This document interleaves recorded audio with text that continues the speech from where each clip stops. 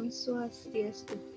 Baik, kami dari kelompok 11 ingin mempresentasikan materi auditing, yaitu prosedur audit dalam menanggapi resiko yang dinilai pengujian pengendalian. Sebelumnya, saya ingin memperkenalkan anggota kelompok kami, yaitu yang pertama saya sendiri, Komang Pandirita Septiani dengan NIM 1917051008, dan yang kedua Niputu Sintia Dewi dengan NIM 1917051015, dan yang ketiga Ladoni Baruna Wijaya Saputra dengan NIM 1917051029.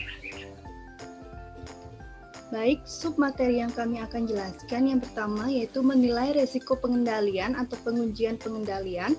Yang kedua adalah menilai resiko pengendalian dalam suatu lingkungan teknologi informasi. Yang ketiga adalah dampak dari strategi audit pendahuluan.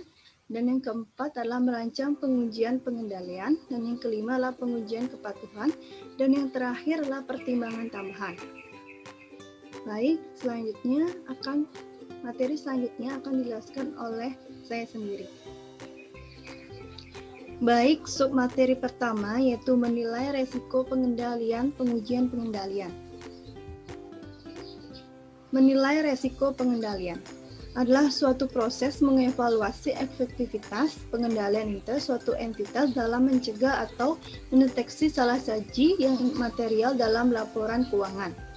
Tujuan dari menilai resiko pengendalian ini adalah untuk membantu auditor dalam membuat suatu pertimbangan mengenai resiko salah saji yang material dalam asesi laporan keuangan. Selanjutnya, dalam membuat penilaian resiko pengendalian untuk suatu asersi adalah penting bagi auditor untuk pertama, mempertimbangkan pengetahuan yang diperoleh dari prosedur untuk memperoleh suatu pemahaman. Yang kedua, mengidentifikasi salah saji potensial yang dapat muncul dalam asersi entitas. Yang ketiga adalah mengidentifikasikan pengendalian yang diperlukan yang mungkin akan mencegah atau mendeteksi dan memperbaiki salah saji. Yang keempat adalah melaksanakan pengujian pengendalian terhadap pengendalian yang diperlukan untuk menentukan efektivitas rancangan dan pengoperasian dari pengendalian tersebut. Dan yang kelima adalah mengevaluasi bukti dan membuat penilaian. Baik, submateri yang kedua adalah menilai resiko pengendalian suatu lingkungan teknologi informasi. Baik, yang pertama yaitu strategi untuk melakukan pengujian pengendalian. 3 strategi yang berhubungan dengan penilaian resiko pengendalian adalah yang pertama, menilai resiko pengendalian berdasarkan pengendalian pemakai. Yang kedua, merencanakan suatu penilaian resiko pengendalian yang rendah berdasarkan pengendalian aplikasi. Yang ketiga adalah merencanakan suatu penilaian resiko pengendalian yang tinggi berdasarkan pada pengendalian umum dan tindak lanjut manual.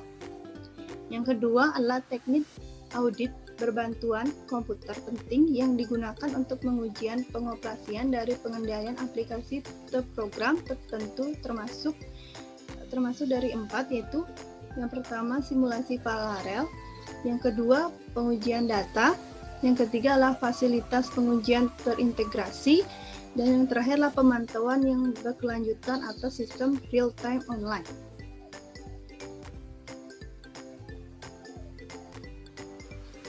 Baik, yang ketiga yaitu fasilitas pengujian integrasi. Pendekatan ini membutuhkan pembentukan suatu subsistem yang kecil dalam sistem teknologi informasi yang reguler.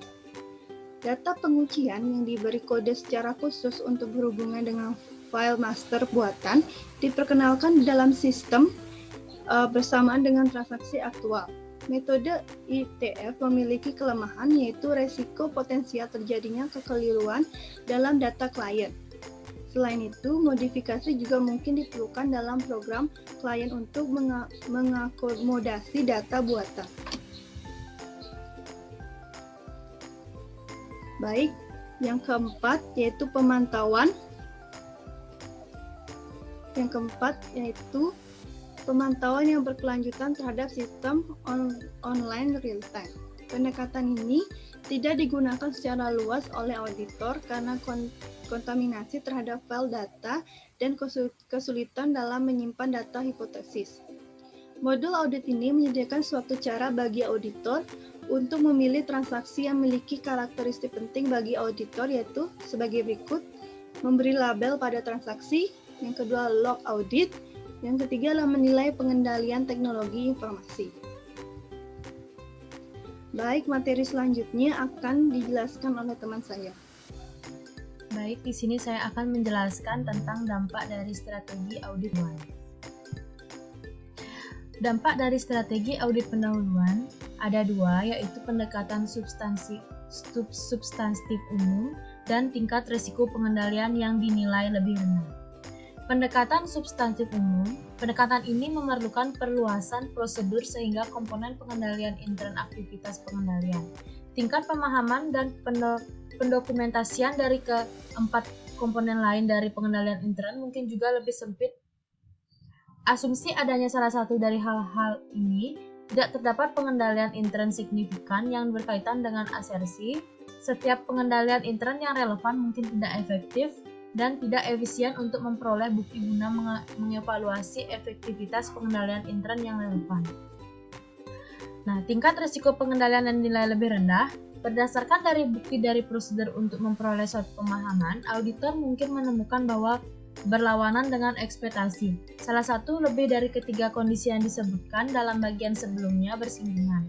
Jika auditor tetap melaksanakan pendekatan tingkat risiko pengendalian yang dinilai lebih rendah, auditor akan merencanakan dan melaksanakan pengujian tambahan yang diperlukan untuk memperoleh bukti yang diperlukan guna mendukung penilaian tingkat risiko pengendalian yang direncanakan pada tingkat sedang atau rendah. Yang keempat adalah merancang pengujian pengendalian.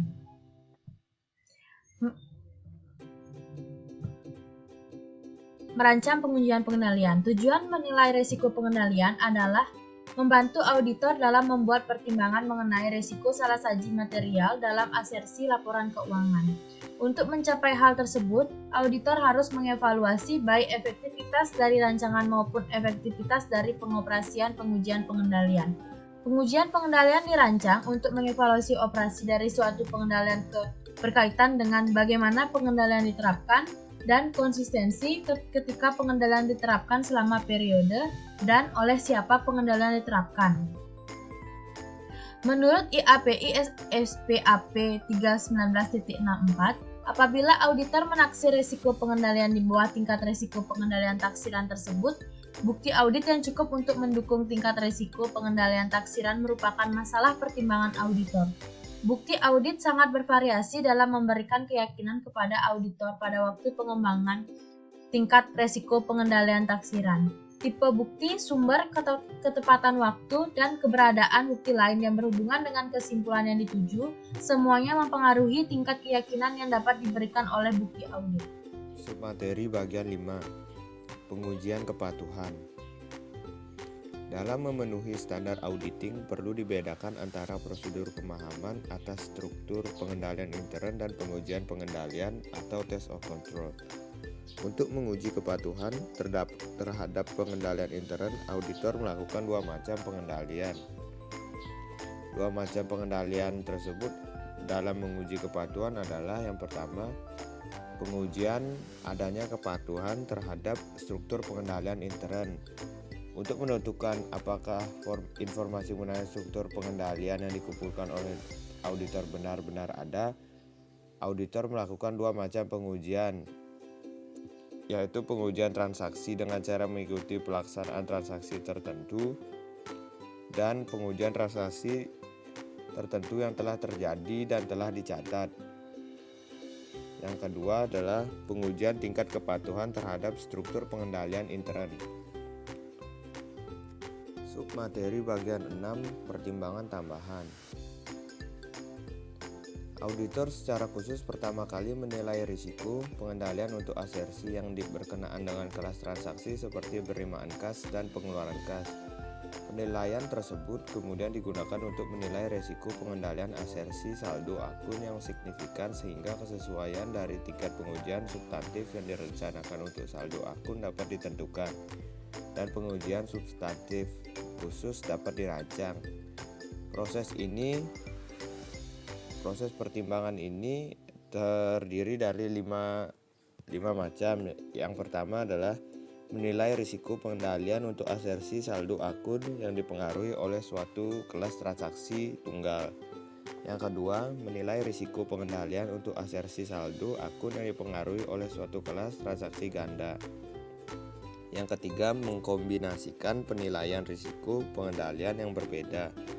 Yang keempat, mendokumentasikan penilaian tingkat risiko pengendalian. Yang kelima, mengkomunikasikan masalah pengendalian intern. Sekian presentasi dari kelompok kami. Jika ada salah kata, mohon dimaafkan. Saya tutup dengan Parama Santi. Om Santi Santi Santi Om. Terima kasih.